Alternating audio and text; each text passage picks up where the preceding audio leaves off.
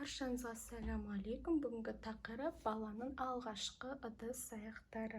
Ең басында біз смесь бергендіктен ұзақ уақыт бутылкалармен қолдандық. Бірақ мынандай бутылканың соскасы өте тез жыртылады екен. Біз оны 3 күн сайын ауыстырамыз деп, ақыр сонда жалығып бутылканы ауыстыру керек болдық. Барлықтарыңызға кеңес беремін. Мына жері силикон 4-ке кесілген болса алмаңыздар, өте жиі жыртылады оң қасында. Міне мынандай домалақ, ең қарапайым, бүкіл аптекаларда запаска сатылатын соска жақсы, ыңғайлы болды. Мыналармен сол күйі қолданбадық. Сосын ең басында бала туылғанда эспумизан бабойтиктан бастап осы қасықпен қолданамыз. Тамшыларын бергенбіз.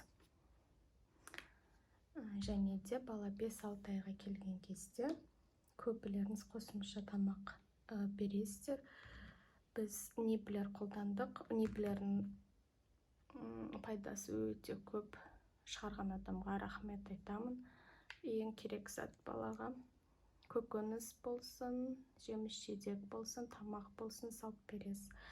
Міне басында мынандай кішкентай соска, кейін мынандай үлкенірек соскаға ауыстырасыздар. Тамақтың көбеюіне байланысты да, баланың өсуіне де. Бірақ бір ескертетінім, мынау жерде резинасы жыртылған білінбейді екен алыстан ше. Сондықтан үнемі жиі тексеріп тұрыңыздар.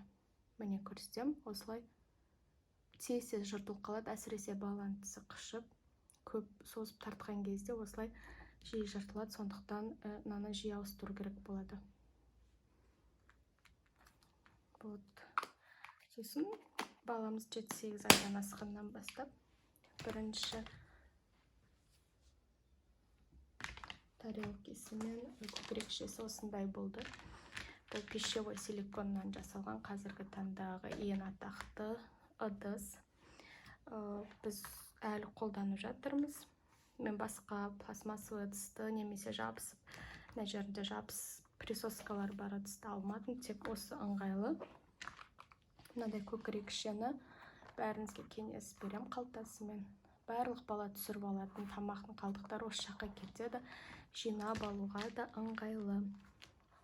Мына жерге әртүрлі тамақтарды салып қоя аласыз. Бала өз таңдап жейді, кесіп берсеңіз. Бірақ кез келген осындай силиконовый ыдыс шаң жинайды, сондықтан шайып беріп тұрыңыздар.